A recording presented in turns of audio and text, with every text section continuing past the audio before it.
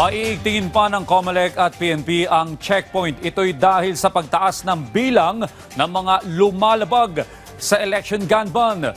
Pero sa harap niyan, ayon sa COMELEC, posibleng isantabi muna ng PNP ang pagpapatupad ng Oplan Katok. Yan ang ulat ni Ryan Lesiges.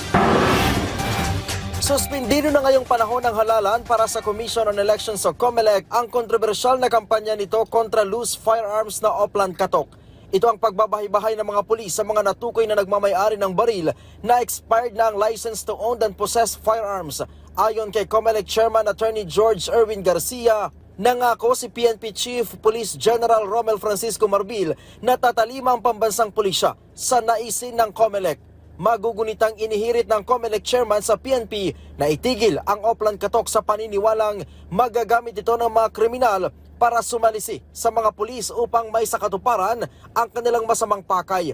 Ilan sa mga ito ay ang pananakot at pagpatay sa mga tukoy na gun owner na kabilang sa magkakatunggaling partido o di kaya'y magkakalaban sa politika. Ang purpose naman natin dito, ang masawata natin ay yung mga umiikot na sindikato at mga umiikot na private armed groups. Sinabi rin natin, nagbigay tayo ng mga ilang halimbawa ng mga lugar na namomonitor natin yung pag-ikot ng mga nakabonet, nagpag-ikot ng mga nakamotor, and therefore, sabi natin, the COMELEC will need to the PNP immediate arrest, immediate example that the COMELEC and the PNP ay so desirous in establishing peace and order in the entire country. Magpapatupad naman ng mas mahigpit na checkpoint ang PNP at COMELEC dahil sa patuloy na pagsirit ng bilang ng mga nauhuling lumalabag sa nationwide gun ban. Batay sa pinakahuling datos ng PNP, umabot na sa 1,398 ang naaresto sa COMELEC checkpoint.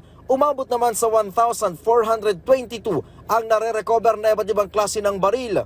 Tungkol naman sa issue sa mga violation ng gun ban, the COMELEC will be issuing the necessary resolution, corrective measures in order na hindi nakakaligtas yung mga nahuhuli sa gun ban o yung pagdadala ng mga loose firearms natin. Napag-usapan din sa second meeting of the Security Task Force for the 2025 national and local elections ang paglaban sa vote buying. Ang nagsasalita ay ang mga taga-COMELEC sapagkat gusto naming ma-brief ang PNP doon sa mga task forces na kinreate natin, lalong-lalo na yung laban sa vote buying. Kung ano ang dapat nagagawin ng Philippine National Police, lalong-lalo na yung mga tauhan natin when confronted with possibilities na yung tao ay involved sa vote buying, yung warrantless arrest na sinabi natin na otorisado ng ating pong COMELEC Resolution 1111. Samantala, hinimok ng di umano'y dating mga miyembro ng Communist Party of the Philippines sa New People's Army ang COMELEC na reconsider ang resolusyon na nagdedeklara sa ilang grupo at individual na terorista, dissenters at kriminal ng walang ebidensya bilang election offense para sa Hatol ng Bayan 2025. Sa 5 pahinang sulat na may petsang Pebrero 27, kwinestyon ng Advocates for Clean Elections ang COMELEC Resolution number 116 na nagtatakda sa anti-discrimination at fair campaigning guidelines para sa nalalapit na halalan.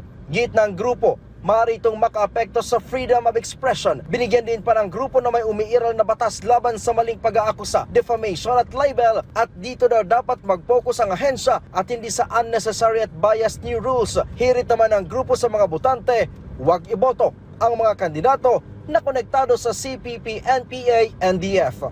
Mula dito sa Campo Crame, Ryan Lesiges para sa Pambansang TV sa Bagong Pilipinas.